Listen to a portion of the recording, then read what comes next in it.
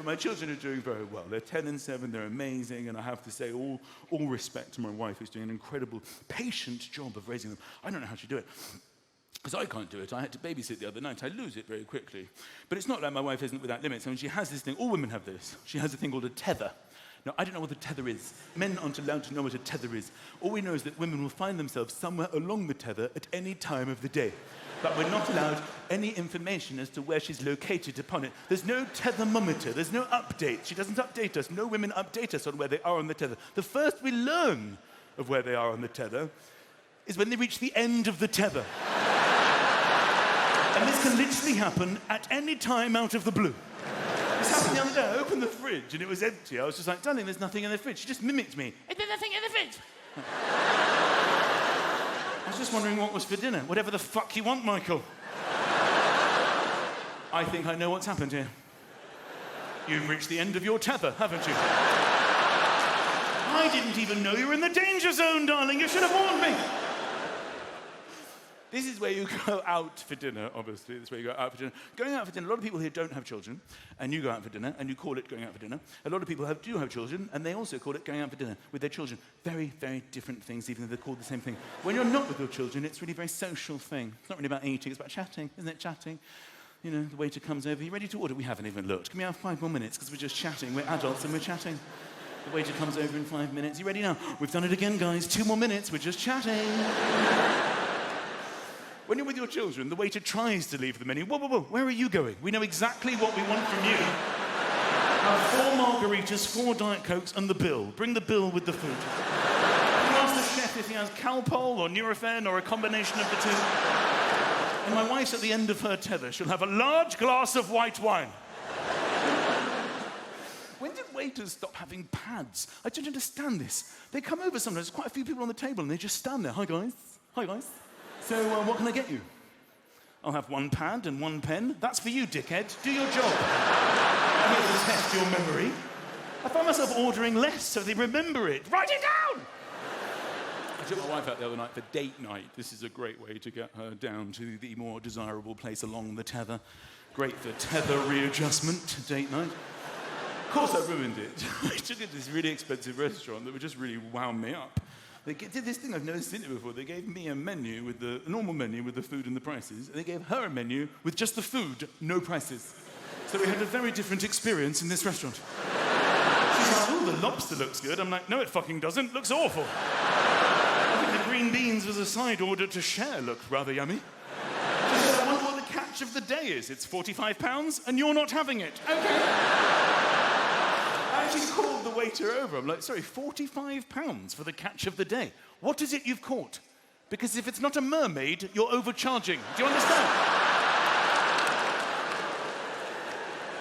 But the best news for my wife's tether position, and my whole family, in fact, is that we've moved to the country. It's been my wife's dream to have a place in the country, and it became my dream when she told me about it every day for 15 years. So we've finally done a beautiful place in the country. And I'm readjusting to country life. There are things I didn't know about. I mean, I'm a Londoner. I've lived here my whole life. And things like plumbing. Never knew about plumbing. You don't think about plumbing in London. You just flush the loo, and I don't really care what goes on. I wash my hands and carry on with my life. Well, now I have bought a house, and there's no plumbing to it. Didn't know that when I bought it. There's a tank next to the house, and everything from the loo goes into the tank. It's called a septic tank, and it gets changed once a year. Tell me honestly, it's like living the dream, would you say? You know when you buy a house and people are like, oh, the previous owners left all their shit behind? That's exactly the situation I'm in. I've got a shit tank next to my house. Horrible. And people, I thought I was getting away from people by leaving like the biggest, most populated city in the world, but apparently not. Because in London, nobody talks to each other, they ignore you. People don't come round unless they're invited or they're delivering something. In the country, they just come round from the village. They just come around to introduce themselves. They knock on the door all the time. Hello, all right? I'm sorry I haven't been round sooner. Well, I don't know you. You shouldn't have come round at all. Goodbye. They always tell me exactly where they live. You know when you're driving up, you know the church? I live in the White House just behind the church. Well, if you know where you live, go there now, because I live here and I don't know you. I might as well just burn my mobile phone. What's the point? I spent my whole time just wandering into fields. Hello? Can you hear me now? Hello? Sorry, can you hear me now? Hello? Can you hear me now? I've got one bar. Sheep are like, bar. I'm not talking to you. I'm trying to talk to London. Can you hear me now? But the biggest change living in the country is the darkness. It's how dark it is at night. I'm not mad. I do know that it gets dark at night. But in London, it never really gets dark. It's always a 24-hour city. It's a bit illuminated. But in the country, it's like mental. I mean, I wasn't to expect it. But when we bought the house, there was a brochure with it. It had a picture of the house in the daytime on the front. It had a picture of the views in the daytime. What there should have been is just a black page that said at the bottom, and at night, you will shit yourself, because I cannot tell you how dark it is. I remember the first day we moved in. It was such a beautiful, idyllic scene. My wife was so happy. We were holding hands. She was like, we did it, darling. Do you like it? I'm so happy, darling. What tether? What tether? I don't even know what that is. Children were running in the grass, and the sun was setting over the fields. And it was like we were being welcomed by the birds, little multicolored birds coming out of the woods. Like they were welcoming us. Lovely sounds. Because in London, we're not allowed birds. We just have pigeons. That's all we get, pigeons. Just fat, depressed, suicidal pigeons. Just walk in front of cars. Kill me now. End my shit life in this hellhole you call home. But in the country, lovely birds welcoming us, children running, sun setting, hand-holding. Then the sun set entirely, and it got so dark, so quickly, I cannot tell you how terrifying it was. My wife and I were just clawing at each other's faces. The children were like, Mummy, Daddy, where are you? But come to where you hear the sound. And it seemed like all the lovely daytime animals were instantly replaced by the night shift crew. Yeah. Birds making the most sinister sounds I've ever heard in my life. Literally.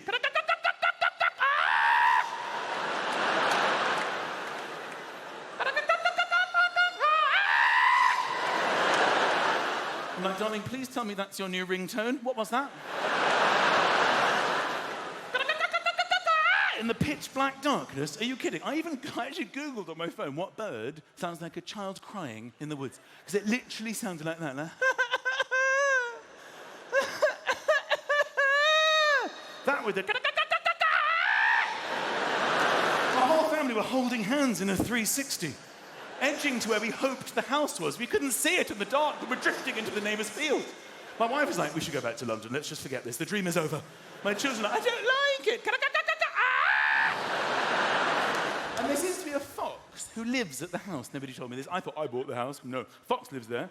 We have foxes in London. They're called urban foxes. You just see them for a second, don't you? You're driving back at night. A fox crosses the road. Oh, look, there's a fox. You look back. It's gone. There was a fox, but the fox is gone. I didn't even know they made noises. They don't make noises in London. They do make noises. They make noises like they're throwing up. Like they have no control over their vocal cords. Literally, like that. Not scared of humans as well. He just stands on the lawn. Just like, I'm like, fuck off. He just walks towards me. That with the...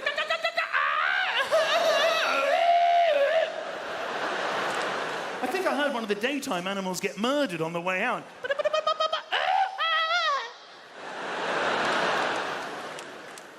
To be honest, the worst noise is a cat. I'm not frightened of cats, but it's like a stray, horny cat.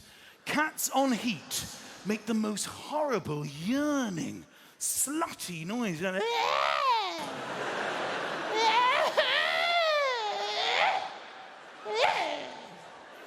If only women were like this, how much easier would my teenage years have been?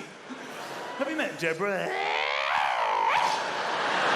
I think Deborah's up for it. I think you're right, Dan. Leave me to her. Great news. Thanks for the intro. So we finally made our way into the house. You know, people in the country, they always say things like, we never lock our doors in the country. We never lock our doors. Are you joking? I was putting furniture in front of all the doors and windows. After half an hour, I just opened the curtains. There was a fox in my face. I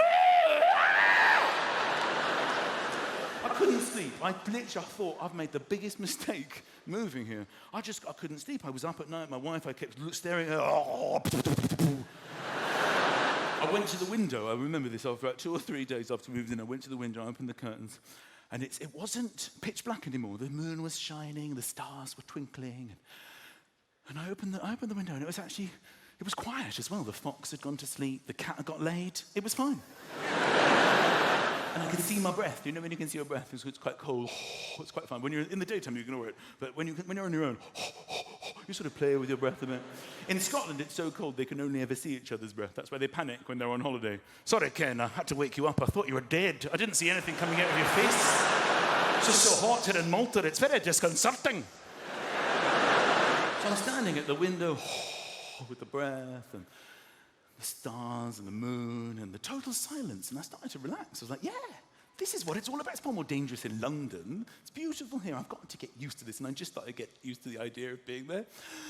When I heard a noise, I don't know what it was this day. I don't know if it was a bird or a cat. It came from the bush beneath me, and all I can tell you is that animals make so many different noises that just occasionally, by accident, I suppose, statistically, they will speak English. So I'm standing there with the moon and the stars and the breath and the total silence when I just heard this. Hello?